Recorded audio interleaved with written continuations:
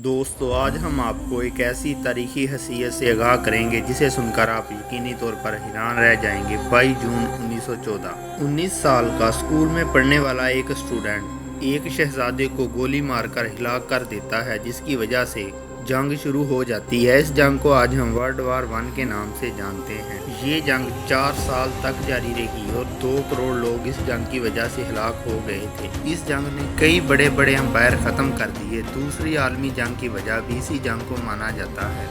इस जंग के दौरान दुनिया 2 हिस्सों में बढ़ चुकी थी। ये जंग 19वीं सेंचुरी के स्टार्ट में शुरू हुई और 4 साल तक जारी रही। अगर आप 19वीं सेंचुरी का नक्शा देखें तो आपको बड़े बड़े एम्पायर नज़र आएंगे। इनमें French empire, British empire, Austria Hungary का एम्पायर और जर्मनी का एम्पायर शामिल है।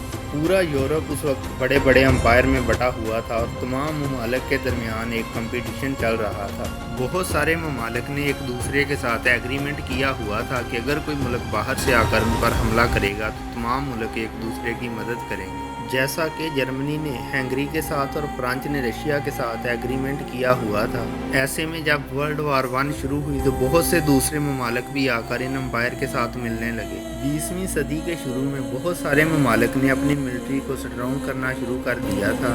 यही वजह है कि जब पूरे यूरोप में गर्मा गर्मी का माहौल शुरू हुआ तो सारे ममालिक जंग के लिए तैयार हो चुके थे। हुआ कुछ यूं कि उस जमाने में हंगरी का होने वाला शहजादा फ्रांज फर्डिनेंड अभी जो हंगरी का बादशाह नहीं बना था, उसे सर्बिया के एक आदमी ने हमला करके कत्ल कर दिया था। और जब हंगरी के किंग को इस बात का पता चला कि उसके बेटे को हमला करके कत्ल कर दिया गया है तो उसने लड़ाई शुरू कर दी। उस वक्त हंगरी और जर्मनी का जंग की सूरत में एक दूसरे की मदद करने का एग्रीमेंट हुआ था। हालात भी कुछ ऐसे बने हुए थे कि जर्मनी भी उस वक्त सर्बिया पर हमला करना चाहता था। उस वक्त हंगरी ने जर्मनी से कहा कि अगर वो सर्बिया पर हमला करता है तो रशिया सर्बिया का साथ देगा, तो ऐसे में क्या जर्मनी हंगरी का साथ देगा? ऐसे में जर्मनी का जवाब था कि हाँ, वो साथ देगा। जब जर्मनी की तरफ से वादा मिल गया तो हंगरी के अंदर ताकत आ गई। तब हंगरी ने सर्बिया से एक डिमांड की और एक नोट्स लिखकर कहा कि इसे पूरा करो, अगर पूरा ना किया तो हम लोग हमला कर देंगे।